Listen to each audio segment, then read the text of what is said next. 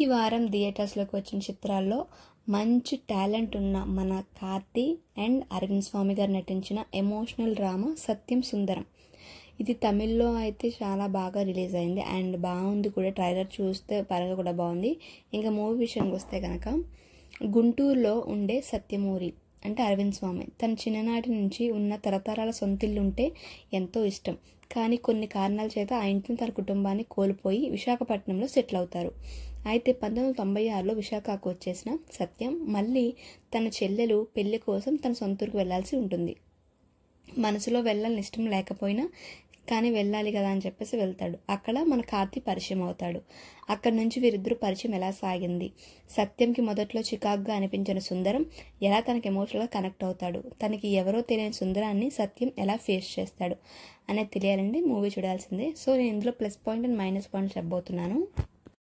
Karthi emotional performance అయితే తన ఫ్యాన్స్ని, neutral ఆడియన్స్ని కూడా ఎంతో భావోద్వేగానికి లోన్చేస్తుంది. తన పాత్రలోని అమాయకత్వం, మాటకారితనం, తన లుక్స్తో సుందరం పాత్రకి నిజంగా ప్రాణం పోసినట్టు అనిపించింది. అలాగే తన పాత్ర నుంచి ఎంతో ఫన్ కనిపిస్తుందో అంతకు మించిన భావోద్వేగం కూడా కనిపిస్తుంది. ఇది ఖచ్చితంగా ప్రేక్షకుల హృదయాన్ని ఆకట్టుకుంటుంది. ఇక తనతో పాటుగా అద్యంతం సినిమాలో సాగే మరో ముఖ్య పాత్రలో అరవింద్ స్వామి కూడా తనదైన పర్ఫార్మెన్స్ని అందించారు. తనపై కూడా ఎంతో భావోద్వేగం లోనించే సన్నివేశాలు ఉన్నాయి. ముఖ్యంగా తన చెల్లెలికి బంగారు ఆభరణాలు తొడిగే సీన్ కానీ, సినిమా ప్రీ క్లైమాక్స్లో తన భార్యతో కార్తీ కోసం చెప్పే సన్నివేశంలో కానీ అరవింద స్వామికి ఇచ్చిన పర్ఫార్మెన్స్ ఎమోషనల్గా చాలా అద్భుతంగా ఉందని చెప్పాలి.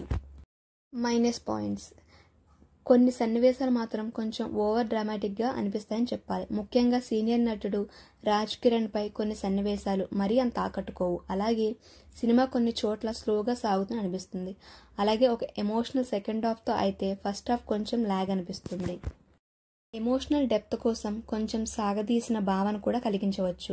సో వీటితో ఇలాంటి కొన్ని సన్నివేశాలు అందరికి కనెక్ట్ కాకపోవచ్చు. అలాగే కమర్షియల్ ఎలిమెంట్స్ వంటి వాటిని ఆశించేవారు ఈ చిత్రానికి కొంచెం దూరంగా ఉంటే చాలు.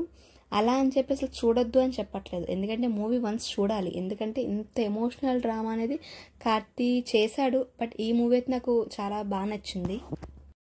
ఇక మొత్తంగా చూసినట్టు అయితే సత్యం సుందరం అనే సినిమా మళ్ళీ చాలా కాలం తర్వాత ఒక హత్తుకునే ఎమోషనల్ డ్రామాగా నిలుస్తుంది. కార్తీ, అరవింద్ స్వామిల ఎమోషనల్ పర్ఫార్మెన్స్లు, దర్శకుడు రాసుకున్న కథనం, అందులోంచి కలిగే భావోద్వేగాలు సినిమాలో బాగా వర్కౌట్ అయ్యాయి. ఎలాంటి హంగామా లేకుండా హృదయానికి కొంచెం తేలికపరిచే సినిమా చూడాలంటే ఈ వీక్లో సత్యం సుందరం మూవీ ఒక చాయిస్ అని చెప్పొచ్చు. చాలా బాగుంది మూవీ అండ్ ఫ్యామిలీ అంతా కూడా వెళ్ళి హ్యాపీగా నవ్వుకొని ఒక ఎమోషనల్గా ఫీల్ అయి రావచ్చు అనే మూవీ అయితే ఇది సత్యం సుందరం. సో నా రివ్యూ అయితే ఇది 5కి 4 ఇస్తున్నాను.